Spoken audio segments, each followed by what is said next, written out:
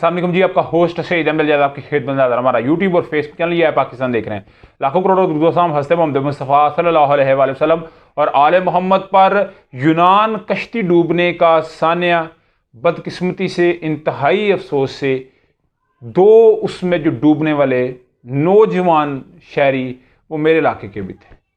मैं बिल्कुल इस वक्त जिस तरह ये व्लॉग कर रहा हूँ, बड़ा एक बोझल दिल है और कोशिश कर रहा हूँ कि शायद इनको ट्रेस कर सकूँ भी कि ये कौन से हैं। मगर जैसे ही ये खबर पहुँची, वेरीफाइड ज़राए से पहुँची, तो यकीन करें कि दिली बड़ी बोझल और बड़े दुख के साथ ये बात करनी पड़ रही है कि शायद मैं इनडायरेक्ट वे से इन्हें जानता भी हूँ, मगर अभी तक मैंने इनकी पिक्चर देखी हैं, नाम वगैरह इनके तो भी बिल्कुल सामने नहीं आए। और कहा जा रहा है कि इस वक्त जो मेरी 2-3 लोगों से कहा बिल्कुल ये आप ही के इलाके से और सराउंडेड एरिया से भी लोग इसी के अंदर जो है वो शामिल हैं। और यकीन करें अल्लाह ताला उनके वालदैन को सब्र दे, अल्लाह ताला उनके वालदैन को सब्र पे अजर अजीम अता फरमाए, घर वालों को, अहले खाना को, और जो इंसानी स्मगलिंग का ये दरिंदा सिफ्त काम करते हैं ना, अल्लाह ताला उनको सबसे पहले हदायत दे। देखें, आप अगर अल्लाह ताला की ज़ात किसी को पहले हदायत नहीं देती तो उस वक्त तक कुछ भी किसी के दिल में वो मोड़ नहीं सकता। आप उसे चाहे डंडे के ज़ोर से मोड़ना चाहे उसका दिल, उसको सख्ती से मोड़ना चाहे उसका दिल, वो नहीं मोड़ सकता, उसका दिल नहीं मुड़ेगा, उसका दिल मोम नहीं होएगा।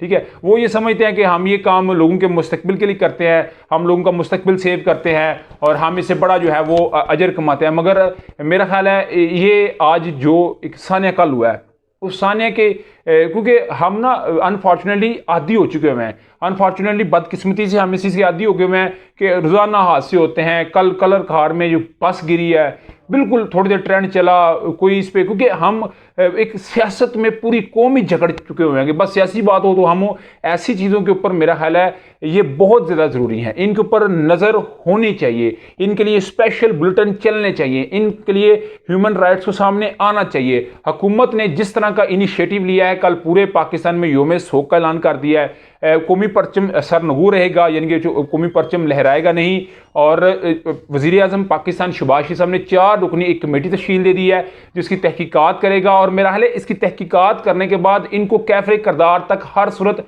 पहुंचाना चाहिए कि किस तरह खस्ता बस्ता वो मिलते अपने घर वालों से निकले होंगे, मगर किसी को क्या पता कि उनकी जो है वो डेड बॉडीज घर आनी है। और मेरी यहाँ पे हुकूमत वक्त से ये परजोर अपील है कि वो डेफिनेटली करेंगे भी, मगर परजोर अपील है कि इनके वालदैन को, इनके घर वालों को तंग ना किया जाए। जी आपकी डेड बॉडी आनी है, यहाँ पे ना अनफॉर्चुनेटली वज़ीर आज़म पाकिस्तान तो ये अहकाम दे देते हैं कि जी डेड बॉडी आनी चाहिए, मगर जो मुकामी है वो उनको एक बंदा पहले मरा होता है, एक उसको ये मारना शुरू कर देते हैं जी आप पैसे दें, आप जी इतनी पेमेंट करें, आप भी यहाँ पे जाएं, आप भी वहाँ पे क्लियरेंस करें, उसके बाद ही आपको आपके बेटे की या आपके जो प्यारा है उसकी डेड बॉडी मिल जाएगी। मगर इसके ऊपर मेरा ख्याल है सख्त तरीन एक्शन होना चाहिए अगर कोई ऐसे किरदार सामने आए। 4 रुकनी कमेटी बना दी गई है और 4 रुकनी कमेटी जो है बड़ी जल्द तहकीकात करके एक रिपोर्ट सामने लेके आएगी। जैसी वो रिपोर्ट सामने आएगी तो एक्चुअली उसके बाद जो है सूरत क्लियर होगी। मगर 10 के करीब जो है वो स्मगलर को पकड़ लिया गया है और जो 10 स्मगलर पकड़े गए हैं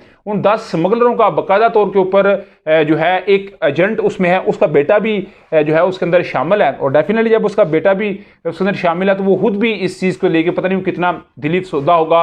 मगर इस वक्त आज़ाद कश्मीर में जो है वो पता चला है कि एजेंट जो है वो सामने आया और उसने इसमें अपना किरदार अदा किया। मगर अभी हुकूमत ने इसको जो टेकअप कर लिया है, इस वक्त FIA भरपूर तरीके से कार्रवाई कर रही है। मेरा ख्याल है पूरे मुल्क में इस नेटवर्क को फैला देना चाहिए और जो इस धंधे के अंदर मुलव्वस है उस धंधे को भी बंद होना चाहिए। और मेरा यहाँ पे हुकूमत वक्त से भी मुतालबा यह है कि हुकूमत वक्त को फौरी तौर के ऊपर मुल्क के अंदर ऐसे इनिशिएटिव, ऐसे को रोज़गार के मौके पैदा करने चाहिए कि लोग तंग हार के अपने बच्चों को बाहर ना भेजें। मैंने एक हाफजाबाद की मैं वीडियो भी देख रहा था एक TV चैनल के ऊपर कि वो बिल्कुल उनके तो घर के हालात ऐसे नहीं थे, शायद वो अपने घर के हालात बेहतर करने के लिए गया, मगर जिस तरह उसकी डेड बॉडी आएगी मेरा ख्याल है वो तो उसके माँ बाप तो जब तक जिंदा रहेंगे, उनकी उम्र ये थी कोई 50-50 साल थी, वो अगर कोई 10 साल या 15 साल या 20 साल रहे तो वो ज़ीरो है, ख़त्म है। ठीक है, उनकी ज़िंदगी तो ख़त्म होगी। मगर इसके ऊपर जो है वो जितनी जल्दी हो सके एक ज़बरदस्त किस्म का एक्शन होना चाहिए और ज़बरदस्त एक्शन के अंदर जितनी जल्दी हो सके जो है उन लवाहिकीन को सब्र ही तब आएगा मेरा जब ऐसा कोई रिलीफ मिल जाएगा। तो हुकूमत को भी उनके अहले खाना के लिए भी जी जो उनके घर वाले हैं उनके लिए भी कुछ जो है वो पैसे का अनाउंस करना चाहिए और जितनी जल्दी हो सके उनकी डेड बॉडीज उनके लवाहिकीन को मिलनी चाहिए। उधर जी पाक फौज ने बाकायदा तौर के ऊपर इंटेलिजेंस बेस्ड ऑपरेशन जारी हैं। और मेरा ख्याल है यहाँ पे मुल्क में एक बेरोज़गारी है, वहाँ पे मुल्क के अंदर दहशतगर्दी भी है। जो नासूर दिन भर हम 80,000 जो है वो दहशतगर्द जो है वो हमारे मुल्क के अंदर जो है वो 80,000 लोग जो है दहशतगर्दी की नज़र हो चुके हैं, मगर उसके ऊपर जो है वो कुछ लोग अभी भी उसको डिफेंड करते नज़र आते हैं। मगर पाक फ़ौज ने एक अपनी सुरख लकीर है, उसको क्रॉस करने वालों के लिए कोई मुल्क के अंदर जो है वो सेफ रास्ता नहीं होगा, कोई गुड कॉप नहीं, कोई बैड कॉप नहीं। DG खान मिस्ट्री ने कार्रवाई करते हुए कल अदम BLA का अहम कमांडर गिरफ्तार कर लिया गया। और बलोच लिबरल आर्मी है और ये डेफिनेटली बलूचिस्तान के अंदर अपना जिनका किरदार है, इसके ऊपर तो मैं सबसे ज़्यादा मेरा बिलाग इसी के ऊपर करता हूँ आपके लिए। सिटी ने डेरा गाजी खान में इंटेलिजेंस बेस्ड कार्रवाई करते हुए कालादम BLA के अहम कमांडर को गिरफ्तार कर लिया है। हकाम के मुताबिक दहशतगर्दों की शिनाख्त राशिद बशमानी के नाम से हुई, जो कि सोशल मीडिया पर शहर अंगेज मवाद शेयर कर रहा था। दहशतगर्द नौजवानों को BLA की सरगर्मियों की तरफ रागब कर रहा था। दहशतगर्द के खिलाफ मुकदमा दर्ज करके तफ्तीश शुरू कर दिया। तफ्तीश में अहम इंकशाफ और लीडर मतवक्को हैं। तो ये डेफिनेटली एक बड़ी ज़बरदस्त कार्रवाई, क्योंकि 5th जनरेशन वार जिसका पाकिस्तान को सबसे ज़्यादा सामना है वो 5th जनरेशन वार का ही। उधर जी BLA का ही एक जो है वो नेटवर्क इस वक्त मेरा हाल है प्रॉपर तरीके से पाक फौज ने जो है वो तोड़ने का एक मंसूबा तैयार कर लिया हुआ है। आप जानते हैं गुलजार इमाम शंबे, जिनके मतलब मैंने आपको अपडेट किया था कि जिसको 1 माह की बाद पेश किया गया और बड़ी ज़बरदस्त और बड़े ऐसे तरीके से इंटेलिजेंस अदारों की सूत्र में पाक फौज की कार्रवाई थी। तो इसी के साथ साथ ही पाकिस्तान का एक और जो है वो दुश्मन जहन्नम वासल हुआ है। BLF कमांडर नवाज अली रिंद अंदरूनी लड़ाई में मारा गया।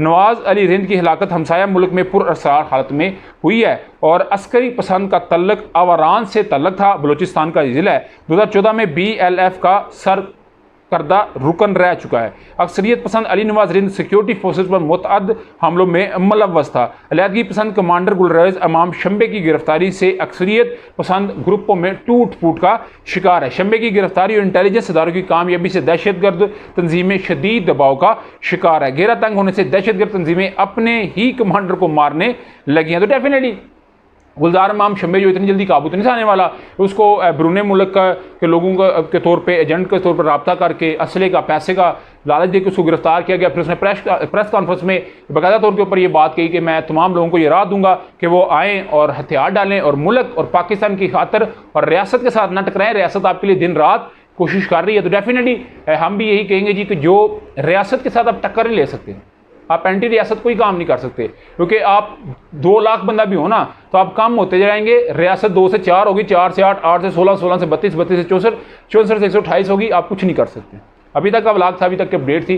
व्लॉग की वीडियो पसंद आए तो फिर चैनल को लाइक सब्सक्राइब अपने दोस्तों से शेयर कर लीजिएगा। नेक्स्ट वीडियो तक के लिए होस्ट को जल्दी अल्लाह अस्सलाम वालेकुम।